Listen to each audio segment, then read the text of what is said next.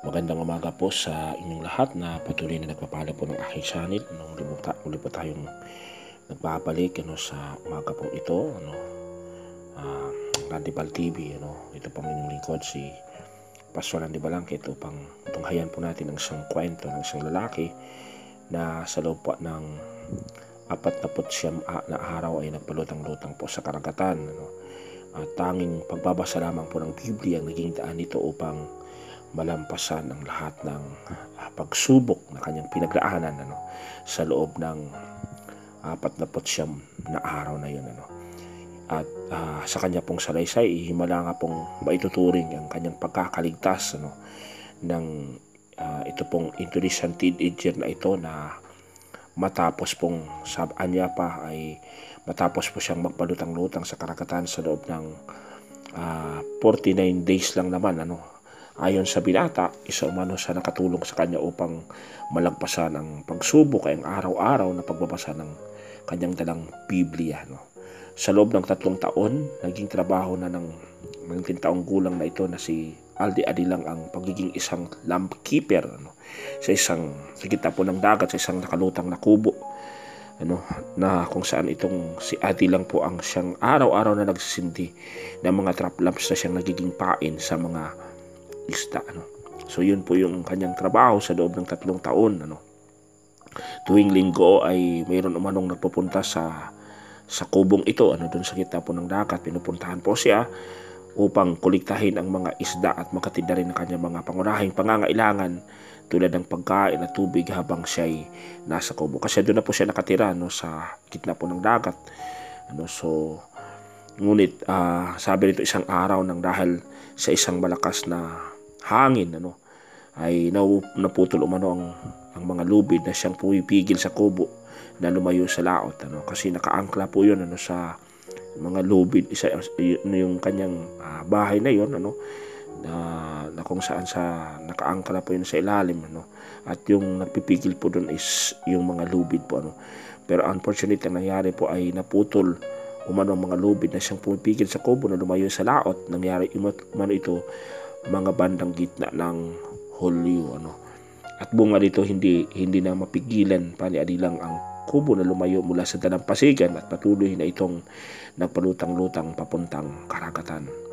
Noong una, ayon sa binata, hindi umano ito masyadong natakot sa nangyari, kasi ang akala po niya ay merong agad tutulong sa kanya, magre-rescue sa kanya at siya ay maililigtas. Ngunit matapos magdaan ang ilang mga araw at linggo ay nagsimula na itong matakot at mangamba, kasi walang tumutulong po sa kanya. And iniisip po niya na kung saan ay kung ano po mangyayari sa kanya doon sa tinatawag sa mga oras po na yun. Ang hindi alam, ang kanyang isip is sabi niya sa kanyang isip, what if no one sees me? Saad pa niya na kung saan ay ano naman ngayon kung walang makakita sa akin, kasi sanay naman siya. Pero ang hindi niya alam, ni Adilang ay libu-libong milya na ang nilalakbay ng kanyang palutang-lutang na kubo na papunta na umano ng Guam.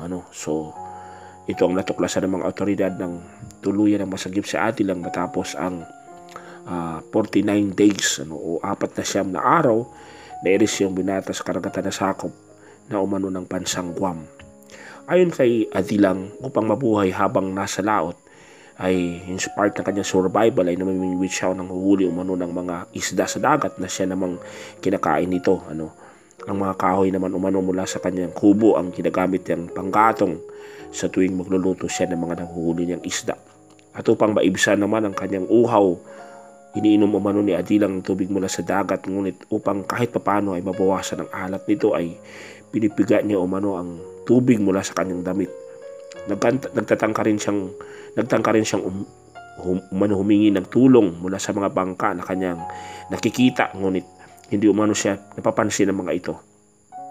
And kahit pa na kung saan ay makita po niyang mga ito, sabi niya, they did not understand when I said help in our language, kasi nga iba po yung kanilang salita. Pero alam nyo, part po ng tinatawag na-rescue na po siya, ay doon po niya naalala yung sinabi ng kanyang kaibigan. Ang sabi na, I remember what my friend taught me, use the English word help in case of emergency. Kwento pa ni Adi lang. And iyon po yung nagiging daan upang maintindihan po siya nung mga nag-rescue po sa kanya. Pero sabi pa ni Adi lang, yung karanasan po niya ay maituturing po na kung saan ay talagang matindi pong experience sa buhay niya, na para kay Adi lang ang araw-araw umanong pagbabasa ng kanyang Biblia habang siya ay nasa gitna ng karagatan sa loob ng 49 days ang siya umanong pinakanagpatibay at nagpatatag sa kanya. According to mga medical doctors, ang tao po ay pwedeng mag-survive kahit walang pagkain sa loob ng 40 days. Pwede kang mag-survive, tubig lang, kaya yun. Kaya nga may mga nagpapas ng 40 days, yun po yung pinaka-span of time, pwede kang mag-survive doon. Pero itong si Adulam ay makikita po natin na kung saan nasurpass po niya yung 40 days, umabot pa silang 49 days. Hindi ko ma-imagine yung 49 days na yun ay talagang napakahirap po ng kalagayan. Ngunit para kay Atilang, yung kanyang karanasan sa loob ng 49 days po na yun ay may tuturing na kung saan ay ang pinakamatindi pong himala na nagpatibay po sa kanya, na kung saan ay nakayanan po niya ay yung tinatawag araw-araw manong pagbabasa niya ng Biblia, na kung saan ay nalagpasan po niya ang naturang pagsubok sa kanyang buhay. Kaya naman ang tuluyang maligtas ay laking pasasalamat ni Adi lang, hindi lamang sa mga tumulong sa kanya, kundi pati na rin sa kanyang Biblia at sa Panginoon, na kung saan ay tunay nga po na nagligtas sa kanya sa pagkakataon na yun.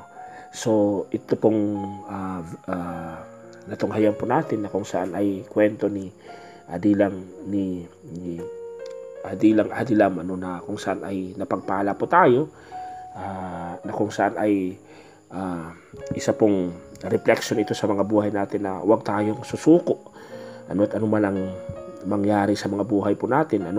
Katulad po ng pinagdaanan ni Adi lang ay laban lamang po sa buhay. Kasi alam po natin na kung saan ay meron po tayong kakampi, kung meron po tayong pananampalataya sa Diyos, ang Diyos po ang tutulong sa atin, ang Diyos po ang magsusustain sa atin sa lahat ng pagkakataon, sa lahat ng oras, ng lahat ng laban natin sa buhay. At makikita po natin yung pagliligtas na gagawin ng Diyos, yung gagawin ng Diyos kung patuloy tayo magtitiwala sa Kanya, at lalong na sa Kanyang mga salita. So I hope na na-encourage po kayo sa video na to, and makita po natin na kung saan ang kahalagahan po ng mga salita ng Diyos, na kung saan ang salita po ng Diyos ay ito po yung magpapatibay sa ating buhay kung bibigyan po natin ng halaga, ng importansya, araw-araw sa ating mga buhay. Katulad po nung binata na to, na kung saan ay si Adi lang ay ito po ang naging karanasan niya at patatag po sa kanya, kahit sa loob ng tinatawag mga pagsubok na pinagdaanan niya sa 49 days ay was able to survive dahil po doon sa tinatawag mga salita ng Diyos na nagpalakas at nagpatibay po sa kanya. So I hope na napagpala po kayo sa umagang ito sa pagtunghay po natin sa buhay po ni Adi lang, how his life, paano yung kanyang buhay ay naligtas po siya doon sa tinatawag journey niya na yun, 49 days na maituturing pong isang malaking himala, na kung saan ay naligtas po siya sa tinatawag sa pagkakataon po na yun. So maraming salamat sa umagang ito, and I hope na kayo po ay napagpala, and pansamantala po tayong magpapaalam sa mga oras na to, at muli po tayong magbabalik sa susunod na mga pagkakataon, sa muli na naman pong mga videos ay upload po natin, so hanggang sa muli po, ako po ay magpapaalam na. God bless po sa ating pong lahat.